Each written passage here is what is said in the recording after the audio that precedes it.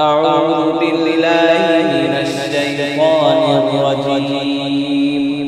بسم الله الرحمن الرحيم. تبارك الذي بيده الملك وهو على كل شيء قدير. الذي خلق الموت والحياة ليبلوكم أيكم أحسن عملا وهو العزيز الغفور. الذي خلق 7 سماوات طباقا ما ترى في خلق الرحمن من تفاوت فارجع البصر هل ترى من فطور ثم ارجع البصر كرتين ينقلب إليك البصر خاسئا وهو حسير. ولقد زينا السماء الدنيا بمصابيح وجعلناها رجوما للشياطين وأعتدنا لهم عذاب السعير.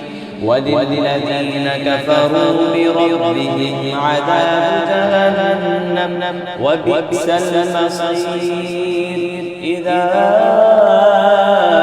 ألقوا فيها سمعوا لها شهيقا وهي تفور تكاد تميز من الغيظ كلما ألقي فيها فوج سألهم خزنتها ألم يأتكم نذير قالوا بلى قد جاءنا نذير قالوا بلى قد جاءنا نذير فكذبنا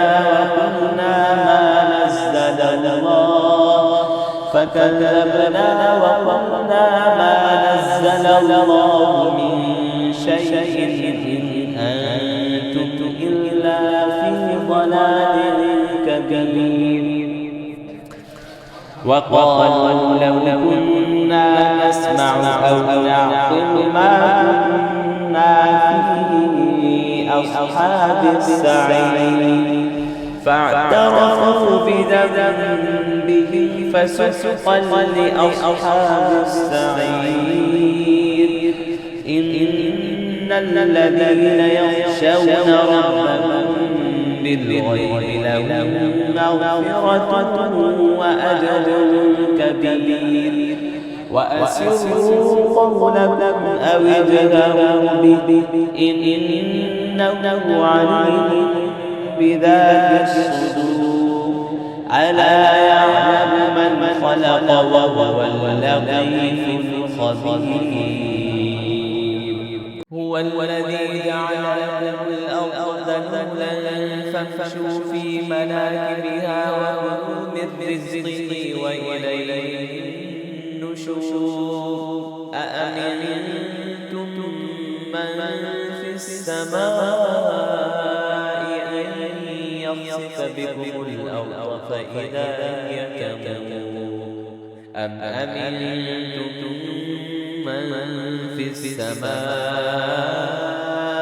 أن يرسل عليكم حاصبا فستعلمون كيف نذير. ولقد كذب الذين من قبلهم فكيف كان نكير. أولم يروا إلى الطير فوقهم صافات ويقبض ما يمسكهن إلا الرحمن إنه بكل شيء بصير. أمن هذا الذي هو جند لم ينصركم من دون الرحمن إن الكافرون إلا في غرور. أمن هذا الذي يرزقكم إن أمسك رزقه بل لجوا في عتو ونفور. أفمن يمشي مكبا على وجهه أهدى